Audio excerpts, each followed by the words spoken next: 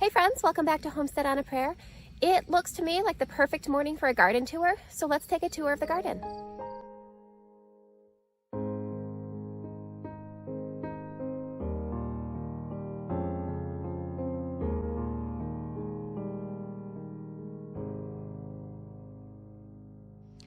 So today we're going to start over by the raspberry bushes.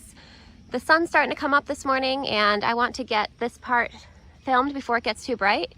So as you can see, we have lots of green raspberries developing. We've got lots of bees hard at work. So in just a couple weeks, this raspberry patch is going to have lots of delicious fruit for us. All right, let's head over this way because I have something really exciting that I want to show you guys. So we're going to go on over into the fire pit. It's going to be a little bright right here. We'll get this done and then we'll go into the vegetable garden that still is a little bit shaded. Now look at this. You can see I've got blueberry bushes in there and they're covered with netting. You know what that means? That means I just spotted the first blueberry starting to get ripe. Let's take a look. You can see here we have our blueberries starting to ripen just a little bit. There's just a few blueberries on this bush. This is a new bush, so I wouldn't really expect a big harvest from it. But I just wanted to cover these with netting to make sure that the birds don't get to them before we. So I decided to use insect netting rather than bird netting to keep the birds out of my blueberries because I've just heard too many stories of birds getting trapped in the bird netting and ending up getting injured. And I don't want to hurt the birds. I just want to protect my blueberries. So insect netting it is. That seems a little safer to me for the birds. So I know I don't usually show you guys this part of the garden, but it is just so beautiful right now. Even though this is really a vegetable garden tour, I just wanted you guys to get to see my pretty flowers while they're blooming. Now, I should have done this a couple days ago because these peonies are kind of on the way out now. They're still pretty, but a couple days ago, they were stunning. But you can see all my bellflowers are blooming nicely. All right, so let's head over to the vegetable garden. So you can see my mint is looking beautiful and abundant. Not that that's a tremendous accomplishment. It's not very hard to get mint to look beautiful and abundant, but I'm still happy about it. Now you can see my peas are doing really well too. We've been harvesting probably about a bowl of peas every night for dinner. And I just want to show you guys, these spring flush snap peas, aren't they beautiful? Those are just so pretty. Now I do want to say for flavor, I still prefer my old favorite, which is super sugar snap. That's what we've got growing over here. These I think are the sweetest, most delicious peas, but the other ones are really pretty just to add a little bit of color and variety. So all down the fence we've got peas growing on the inside and the outside of the fence. All right, so we'll start over here today. You can see my zucchinis coming in nicely, looking pretty good. I had one zucchini plant here that did not germinate, so I replanted. So you can see I've got some baby seedlings. Looks like something's been nibbling on them. Might have to put a little bit of diatomaceous earth on those. Then you can see back against the trellis, I've got some cucumbers getting ready to climb up the trellis, looking good. Got a nice calendula here. I don't see any buds yet, but that should be blooming anytime now. I've got tomatoes here. Oop, you can see I've got one that fell over there. I did not tie that one to the trellis yet because it wasn't quite tall enough, but it looks tall enough now. Now look at those tomatoes. This is the new black strawberry tomato from Baker Creek this year. They're so beautiful. They're already getting their purple striping. These are supposed to be a really delicious tomato, so I'm definitely going to keep you guys updated about how that does. All right, let's go around here and see what else we've got. I put a couple bush beans here kind of as a companion, so those are coming up. Now here is my bush bean area. I've got 3 types of bush beans. As you can see, I started mulching. I haven't finished yet, so that goes on the to-do list. That's what these garden tours are good for, that helping me notice little things that I haven't quite gotten to yet that I need to get to. So I can't remember for sure which beans are which. I have it in a video, so I'll have to go back and watch it. I think these are the Provider, the classic green bush beans. Let's see, I've got another calendula there back here. These I believe, oh, something ate the top off one of my beans. These I believe are the yellow beans. I can't remember the name of them. And these, despite what they're trying to tell you, these are actually bush beans. I bought them as bush beans, although they look like they want to climb. I mean, look at that one back there. This guy is awfully ambitious for a bush bean. So we'll see. Some bush beans do tend to climb a little bit, and apparently this is a type that does. So hopefully these won't get too overgrown and wild. And then you can see I've got more zucchinis here. I've got a little bit of dill growing with the zucchinis. Those make really good companion plants for zucchinis. I've never been really successful with getting dill to produce a lot of leaves for me. It kind of does this and then starts to produce a seed head. I mean, you can see in here, this is what it does when it's about to flower. So it works really well for me for pickles. You get the seeds for pickles. So speaking of pickles, I've had a kind of unfortunate occurrence with most of my cucumber seedlings. If you'll remember a couple weeks ago, we planted cucumbers together on this trellis here. Something has been nipping the tops off of those repeatedly. Now, I put diatomaceous earth on them, but they keep coming back. I'm not sure what it was. So I've replanted 3 times now, and I have maybe 3 or 4 plants that have survived that. I do have a backup plan, which I will show you in a little bit. So don't worry, we will get cucumbers. They're just going to be a little bit delayed. So you can see down here, here's a cucumber that did survive. I think this is maybe the 2nd or 3rd planting. I'm not sure which.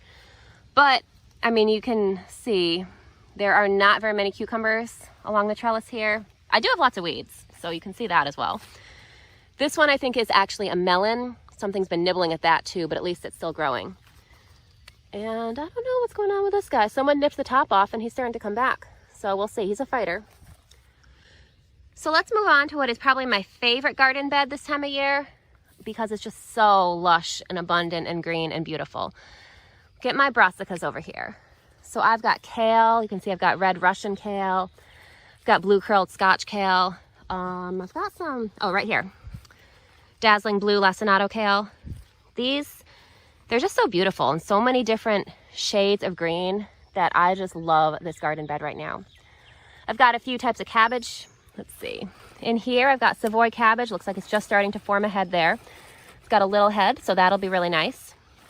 Over here, I've got early Jersey Wakefield cabbage. This is kind of a cone-shaped cabbage. Looks like that's just starting to get a head too. Cabbage to me is one of the most beautiful vegetables. I'm not sure. It just looks like a giant green flower, I guess, especially the Savoy cabbage with its crinkly leaves. So pretty. I've never grown cabbage before, so I'm hopeful for some success this year. Down here in this bed, I've also got cauliflower. I'm gonna check and see. Oh, look, back there, the very beginnings of a little cauliflower head.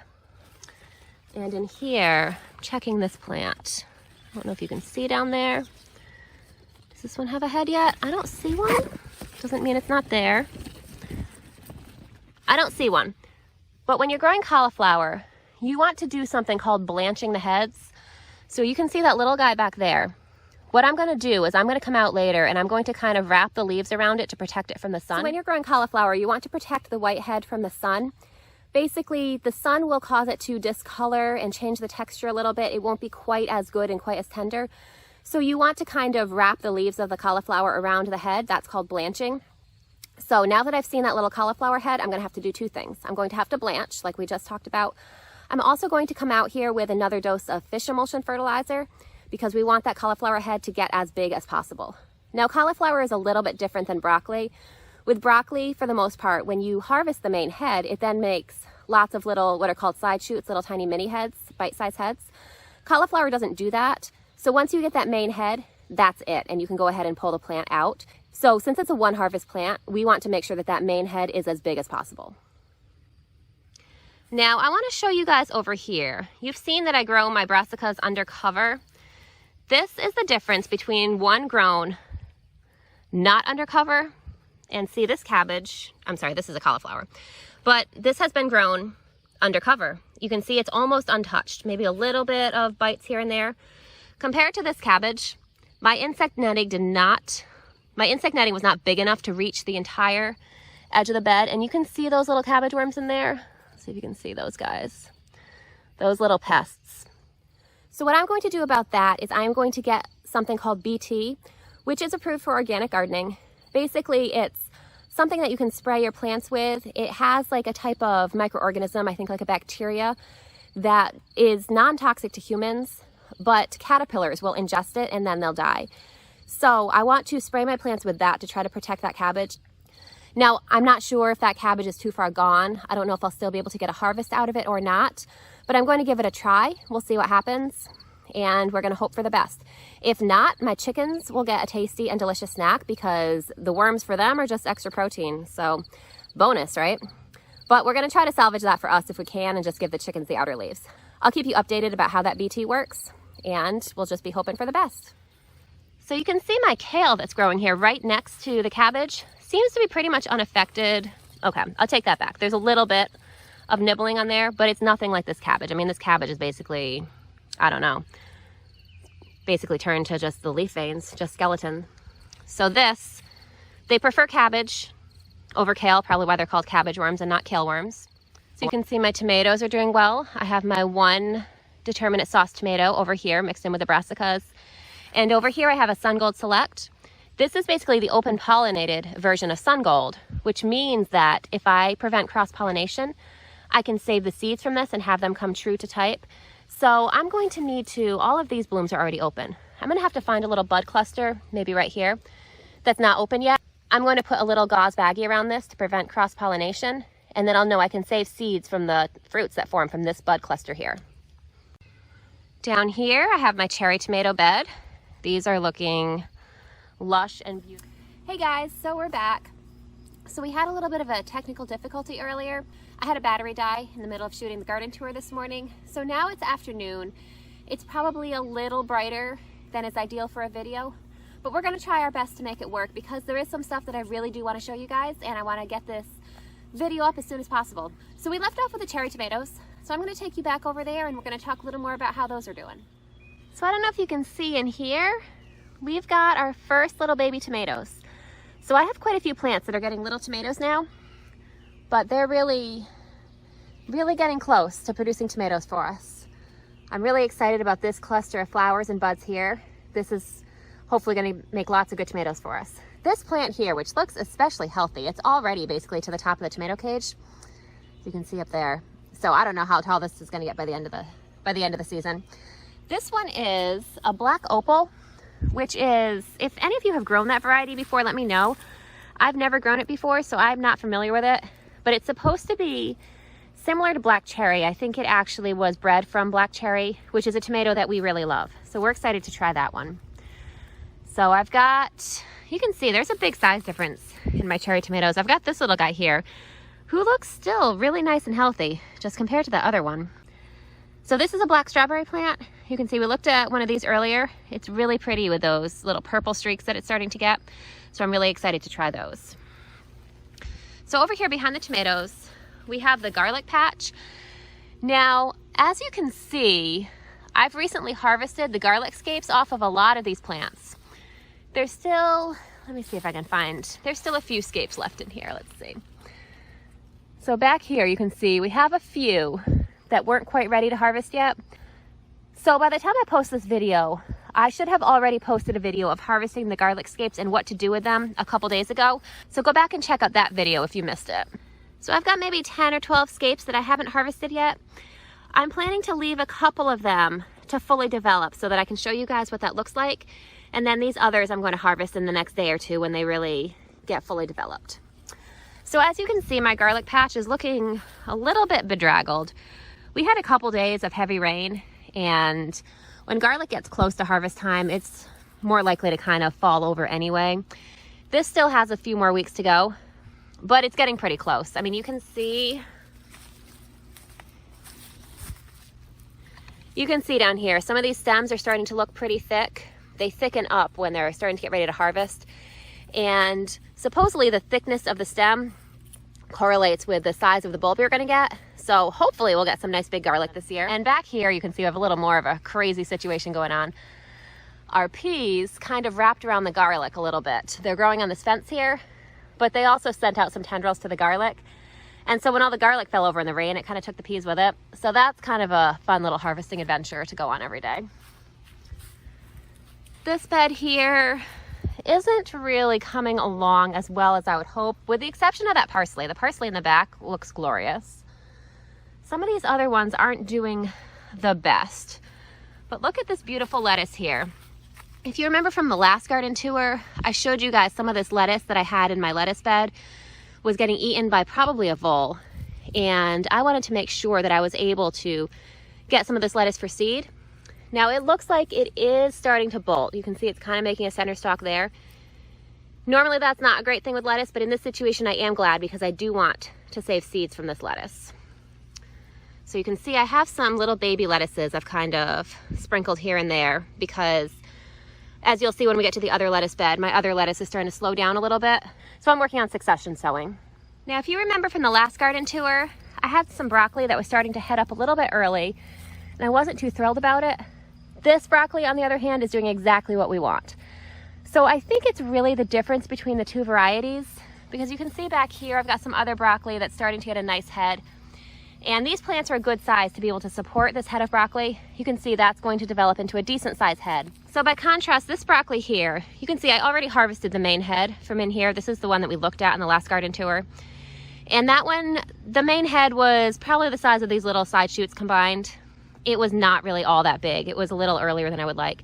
Now it is making some nice side shoots. So that is something, but this variety here is called Solstice, and that's really supposed to be a fall variety.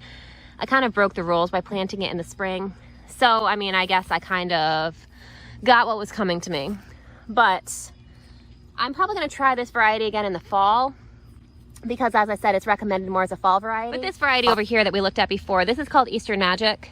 This is probably going to be more of a go-to spring variety for me.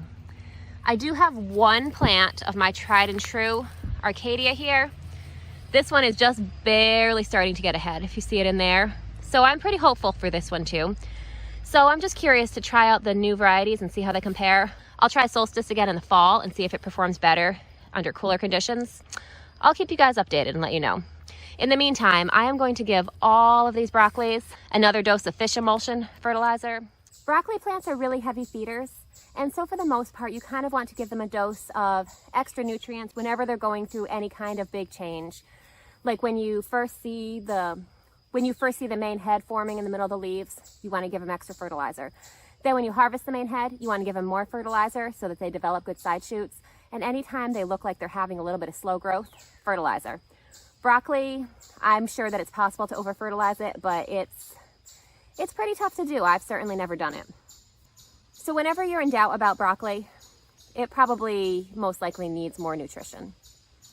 So I'm going to go ahead, I'm going to fertilize the broccoli. I'm also going to fertilize the cauliflower that I showed you guys earlier that we just found the very first cauliflower head just starting. So we're going to give that some fish emulsion as well. Pretty much all brassicas love fish emulsion. Now look at this crazy kind of jungle situation going on in here. We've got some tomato plants that are doing really well, getting nice and healthy. I'm starting to see flowers and buds on most of these plants here. So that's a really good sign. They still look nice and healthy, no sign of disease yet. Now look at all this kale that I was letting go to seed has gone to seed with a vengeance. I mean, it's pretty serious about making millions of kale babies. So we should have lots of seeds to save. Now a lot of these I did not make a point to protect from cross-pollination. So these could be a mix, but we'll find out what they are. We might end up with some really interesting plants. Here I've got this kale going to seed. This one has not flowered yet. This is a red Russian kale or a ragged jack kale. Right now, this is the only kale flowering. So even if I don't cover the flowers, it will be, you know what? I take that back. I found over here a little straggler from my blue curled Scotch kale. So, all right, we'll see what happens. We might end up with some mixes there too. So over here, I've got some radishes. You can see one of them is going to flower, which I'm okay with. I'm out of radish seeds, so I need it to flower so it can replenish my radishes for next year. So back here behind the tomatoes, we've got some peppers. We planted these together a few weeks ago. You can see I started mulching. I haven't finished mulching yet, so that's something I definitely need to put on my immediate to-do list to get these mulched. Now I want to show you this pepper plant here. Look at this. Isn't this so cool? Now this is a shishito pepper. Shishito peppers are not supposed to be variegated, but you can see nobody told this pepper that it's not supposed to be variegated. So ever since this one first germinated, it's had leaves with these little white spots on it. So that's really interesting to me. I am going to definitely save seeds from this pepper to see if I can try to cultivate that variegated gene in the shishito. Now you can see it's got a few small peppers on it right now. This is the only pepper that's flowered in this area so far. So I know that these peppers will not be cross-pollinated. These will be true to type. So I'm definitely going to save some seeds from those and see what we get. Back over here, I have more peppers. You can see these are all mulched. So I did much better in my to-do list here. So they're still pretty small, but they're looking nice and green and healthy. So I'm expecting a pretty big harvest from these, hopefully really soon. Got a variety of sweet peppers and hot peppers here. So hopefully soon we can do a harvest tour of those. Over here I've got a couple more tomatoes. Now these in cages are cherry tomatoes. You can see here, this one I believe is a sun gold. And over here I have a sun sugar. Look at those beautiful little tomatoes there. Now these two, there's kind of, in tomato lovers world, there's kind of a competition between these two tomatoes, sun gold and sun sugar. So tell me, if you've tried either or both of these tomato types before, sun sugar and sun gold, which team are you on, sun gold or sun sugar? I'm curious. You can see over here behind my tomatoes, I have some lettuce that's bolting. This is lettuce that overwintered, so this has been here since last fall. So I guess it's earned the right to go to seed. So I'm gonna try to save the seeds from this. I'm just gonna let it be. It's not in the way of the tomatoes, so no reason not to let it go to seed. Now over here in the lettuce bed, you can see the lettuce. It's still doing okay. It's getting kind of hot and bright for lettuce this time of year though. So this lettuce here is not gonna last much longer. You can see I've got one over here that's bolting. When they send up this center stalk like that, rather than being a rosette on the ground, that means they're done making leaves and they want to make seeds. So that's what's happening there. So I need to succession sow some lettuce. I try my best to keep lettuce going all summer in my garden. I don't usually do that well in the heat of summer, but you can see over here, my butter crunch still looks pretty good. All this lettuce back here, all this green, that's still looking pretty good. So I'll still get some harvest from that for a little while. So if you see all this kind of dried out stuff in my lettuce bed, this was my mosh that overwintered from last year, and I let some of it go to seed. So let's see, if we move this out of the way, if you can see all these are all seeds that this mosh has spread. So these should come up in the fall, and those will last all winter long and just give us some delicious salad for the winter. Now over in this bed, we have some plants that are not minding the heat and sunlight at all. These tomatoes are thriving and looking huge and healthy, and I actually need to be better about pruning them because they're just growing faster than I can keep up with. But that's not a bad thing. We'll be getting lots of good tomatoes soon. Now you can see here, I've got another lettuce.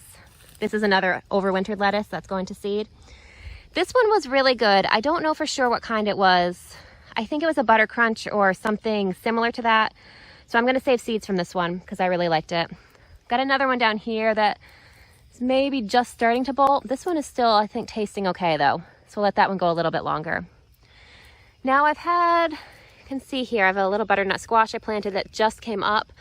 But I've been having some issues in my garden. I think, see how this was a butternut squash too and the top got nipped off.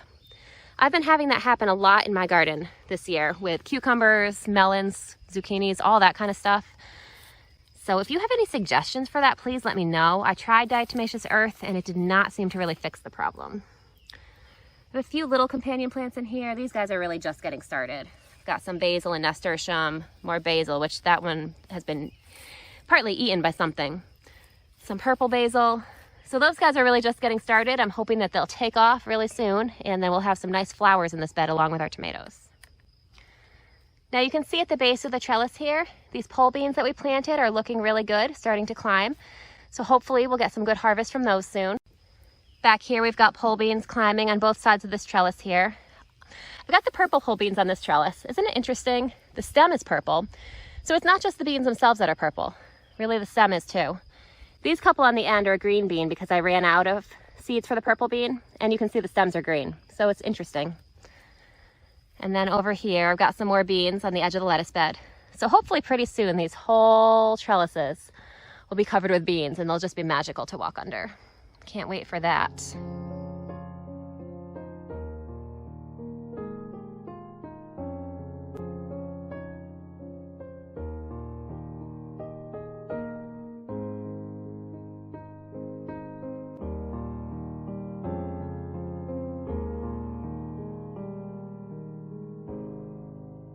Now, as long as you guys promise not to judge me for the state of my deck, I'm going to show you part of my garden that we haven't seen before, which is the container garden on my deck.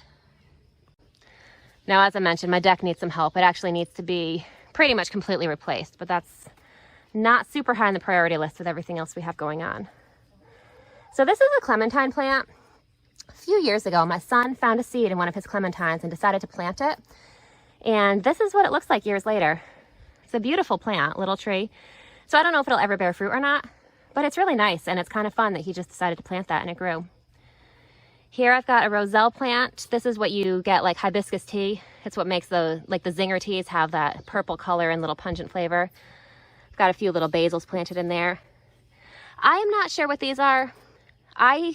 They might be weeds, but I didn't pull them up just in case because they almost look like alyssum flowers to me, like alyssum seedlings to me. So I'm gonna let them go and find out before I do anything else with them. Got my rosemary. Got some onions on the deck here. As I mentioned in the past, I've never been successful with onions. So I had a few extra plants. I decided to try container gardening and see what happens with them. Now this basil is beautiful. Look at how deep and purple those little leaves are. This is purple ball basil. I found out about this on the Baker Creek website this year, so I decided to try it because basil, so why not? I've got a few early jalapeno peppers over here. Here's a spicy bush basil. That one's looking really nice. You know, the basils up here are looking better than the basils in my garden. So maybe container gardening is the way to go for basil. And here I've got a couple cucumbers that I did not label. I think they're lemon cucumbers. I guess we'll find out when they have fruit. And here is my beautiful pot. My husband wants me to get rid of this pot because, I mean, I'm sure you can't figure out why. It is kind of an eyesore, but I'm like, I can still grow things in it. If I get rid of it, I'm gonna lose that growing space. So I could, in theory, I could buy a new pot. But you know, I could buy a new pot and still keep this one and have twice the growing space, so why not? So I've crammed 3 cherry tomatoes in here. I've got, let's see, there's a black strawberry. I can't remember which of these is which. I do have it written down somewhere. One is a sun gold and one is a Matt's wild cherry, which is a little red tomato. I think this is the Matt's wild cherry here. The leaves look like it to me. Over here, I've got a ginger plant that isn't looking extremely healthy. If you have any suggestions for this, let me know. I've never grown ginger before. My friend just gave me some organic ginger that had little growth nubs on it, so I decided to try it and see what happened. In here I've got sweet potatoes. These are little sweet potatoes. I was not even planning on growing these this year, but I taught a gardening class at my kids' homeschool co-op for kids, and we started sweet potatoes. We had some extra, so decided to plant them in these pots and see what happened. So you got more onions. So over here, I mentioned that I had a backup plan for all those cucumbers and melons that were eaten. I decided to start some on the deck where the bugs couldn't get to them. At least, hopefully those same soil-dwelling bugs won't get to them. So I've got a bunch of cucumbers and melons here. I'm just growing them up here until they're big enough to withstand those bugs, and I'll transplant them into the garden. I usually like to direct sow these plants, but this year it just wasn't meant to be, I guess. I have a few more flowers down here that I started as well. In here I have some sugar pumpkin seeds I planted. They haven't come up yet. I'm taking a little bit of a risk planting those because it's right on the edge of whether they'll be ready or not before frost, but we're gonna find out. And over here, more butternut squash seeds that I planted. Those haven't come up yet. I planted these because the ones I planted directly in the garden were all getting eaten. So these are backups as well. I've got one Paul Robeson tomato. This was a late straggler. It germinated late, so it didn't get planted along with my other tomatoes, and now I'm gonna have to find a spot for it because I don't have any of those, so I need those. These are little tomato seedlings. These are going to be part of an experiment that we are going to do together this season. So thank you guys so much for joining me on this garden tour today. I hope that your gardens are growing amazingly. I'm hoping for an amazing harvest season for all of us. All right, guys, I hope you're having a good day. I'll talk to you later. Bye. I'll see you next time.